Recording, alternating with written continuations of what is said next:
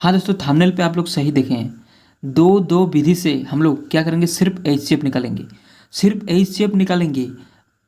ये एचसीएफ, सिर्फ एचसीएफ अगर आप लोग निकालना सीख जाएंगे तो दो दो विधि से एचसीएफ निकालना सीखेंगे। जैसे कि देखिए 12, 16 और 28। और और इसी संख्या का 12, 16, 28 इसी संख्या का क्या करेंगे, और दूसरे विधि से भी 12, 16, 28 एचसीएफ निकालेंगे। एचसीएफ दोनों विधि से निकालेंगे, ठीक है। तो दो दो विधि लगेगा। देखते हैं, सबसे पहले आपको क्या करना है, 12, 16, 28 ये तीनों संख्या कट रहा है कितना में, कितना संख्या से कट रहा है, यानी अभाज्य संख्या। वो अभाज्य संख्या क्या है जो 12, 16, 28 कटेगा। तो सबसे पहले जानो कि 12, 16, 28 से क्या संख्या कटेगा और क्या अभाज्य संख्या है। अभाज्य संख्या क्या है, तो अभाज्य संख्या है वो संख्या खुद से कटेगा और एक से कटेगा, बाकी दूसरा संख्या किसी से भी नहीं कटेगा। यानी जैसे देखिए क्या क्या अभाज्य संख्या है। अभाज्य संख्या को पहले जाने कि दो है अभाज्य संख्या, 2, 3, 5। 2, 3, 5 से आपको पता चल रहा है कि यही संख्या है जो 5, 5 से ही कटेगा। 5, 5 से भाग देंगे तो एक बार में कट जाएगा, और एक से कटेगा और किसी संख्या से नहीं कटेगा, तो वही क्या हो जाएगा, अभाज्य संख्या होगा। 4 को अगर लेंगे तो 4 2 से भी कटेगा, एक से भी कटेगा और 4 से भी कटेगा, यानी तीनों संख्या, यानी दूसरा अलग संख्या से भी कट रहा है, तो वैसा अभाज्य संख्या नहीं होगा 4। तो 2, 3, 5, 7, 11, 13 वैसा संख्या क्या हो गया, अभाज्य संख्या। तो चलो सबसे पहले सबसे छोटा अभाज्य संख्या 2 को माना जाता है। तो 2 से क्या करेंगे, गुणनखंड यानी गुना करेंगे। कितना बार गुना करेंगे, देखो 2 से, देखो यहाँ पर एक चिन्ह बना लेते हैं इस प्रकार से, ठीक है। इस प्रकार एक डायग्राम बना लेंगे। तो इस डायग्राम को क्या कहते हैं, अभाज्य गुणनखंड, यानी इसको अभाज्य संख्या से कर रहे हैं।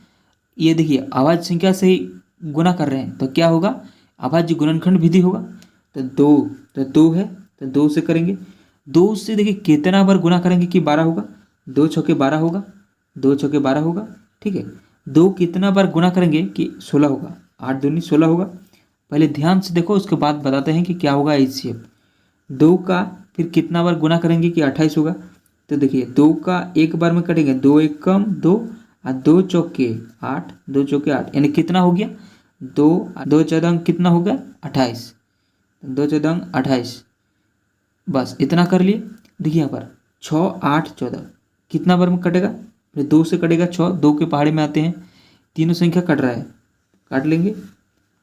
फिर 2 से करेंगे, देखो फिर 2 से ही करते हैं, 2 तिया 6, 2 चौके 8, 2 साथे 14, ठीक है, कोमा लगाएंगे।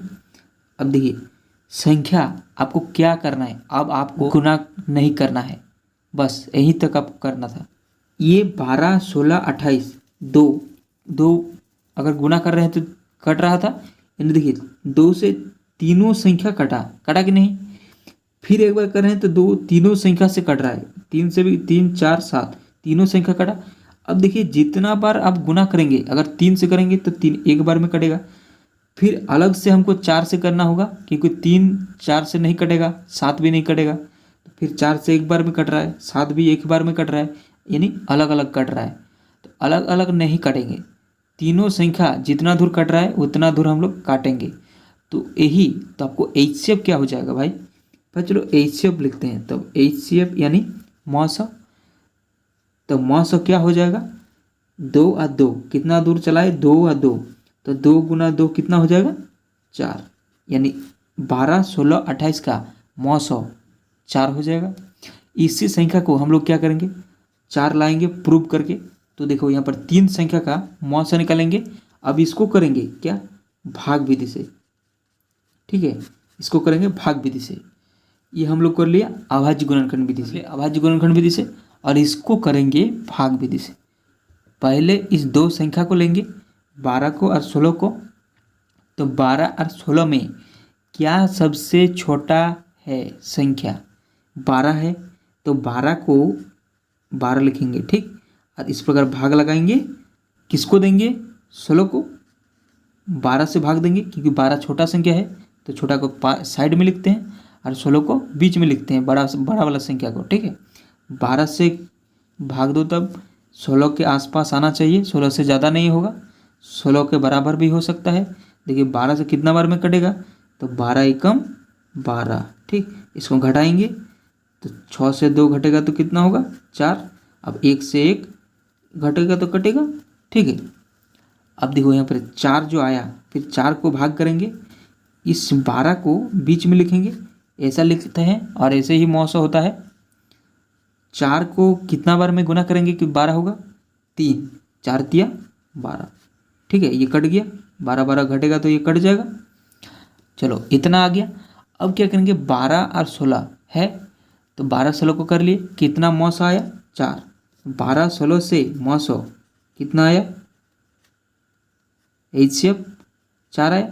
और इसी 4 से क्या करेंगे, इस 28 को काटेंगे, जितना इसका मौसो आया इसको अब 4 से भाग देंगे, किसको, इस 28 को। तो चलो 28 को काट लेते हैं।